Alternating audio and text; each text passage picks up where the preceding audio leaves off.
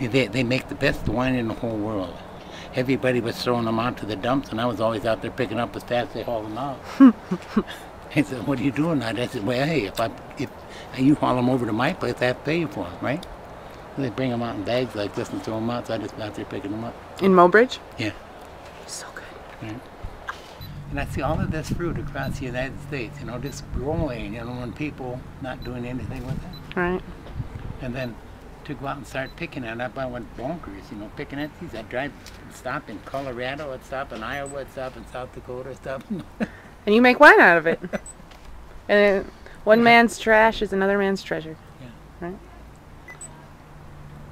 And people would call back, they'd see this guy I was driving for, they'd see his truck parked alongside the road, and they'd call back and say, "Hey, your truck is broken down, parked alongside the road right outside of wherever, you know." She gets some, stuff I like get some that. of the big camera, and I'm getting some, so keep going, Dad. Right, Walsenburg, Colorado. Mm-hmm. And they stopped and said, "Well, your truck is broken down right outside of Walsenburg." And they called back and said, "No, that's Ralph. He's coming home. He just picked a joke." Stuff like that, you know.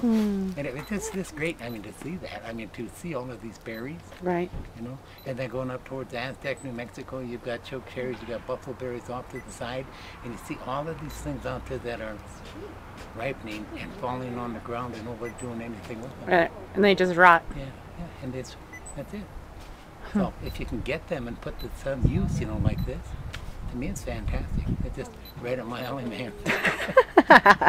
Mine too. They're just great. Cheers. You know, Right. Recycling. That's right. Giving people back something they've forgotten all about. That's what I like about it. You know, and then some of these old gray hairs come in, you know, like me. And they, you know, I remember when my grandmother, my grandfather, aunt, or uncle made wine, you know. I said, "Well, yeah, you know, most of it did. Because, I mean, they couldn't, it wasn't that they couldn't afford to buy it. It was the thing is that it's just what they did. It's like her great-grandmother, great-great-grandmother, you know. And the women in our family always made the wine. The men never made the wine. They just smart enough to sit there and drink it.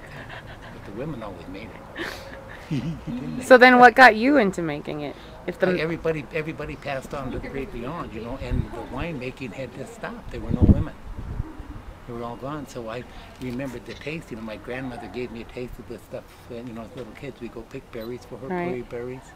That's all she could say was prairie berry, you know, because she couldn't speak English. So you'd pick prairie berry with plums, buffalo berries, grapes, you know, whatever was there, it was ripe as prairie berry. Sure. So we go out and pick prairie berries, and when she get it finished, she would give us a taste at Christmas time, Thanksgiving time, whenever we were there, and then she had a little bitty glass, and she'd say, "Drink, you scoop," you know. I said, "Yeah, I did." Yeah, you know, you got a little older, you got a little bigger glass. I said, "No, you get a little bigger glass." And you get imprinted like an old salmon, you know. Come back again to this. Well, everybody passed on. I had nobody to talk to, but I remembered the taste. Right. And so I went after that taste, and in the basement started putting it all together.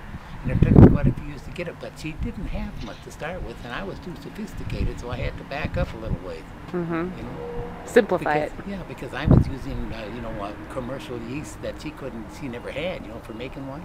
And all she had was red yeast or sourdough or whatever it was, or just natural fermentation. And so that's all she had. So I started back then, and I got it. And then you start improving on what you got, you know. And then Sandy, she started making wine with me. I don't know, she was 5, 6 years old or somewhere in the neighborhood, and she was doing her thing, you know. And it's kind of in the blood, so to speak, I think. That's awesome. It's been a lot of fun. It's a lot of, not been a lot, it is a lot of fun. You know? And then all the people that we have with us now, I just love you guys. Oh, we love you. So nice, Aiden. Family. That's right. What are you doing? I'm videotaping you. Did you know that?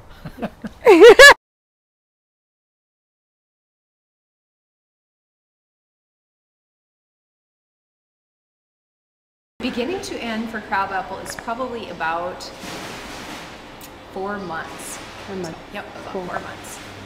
So, Cool. yay.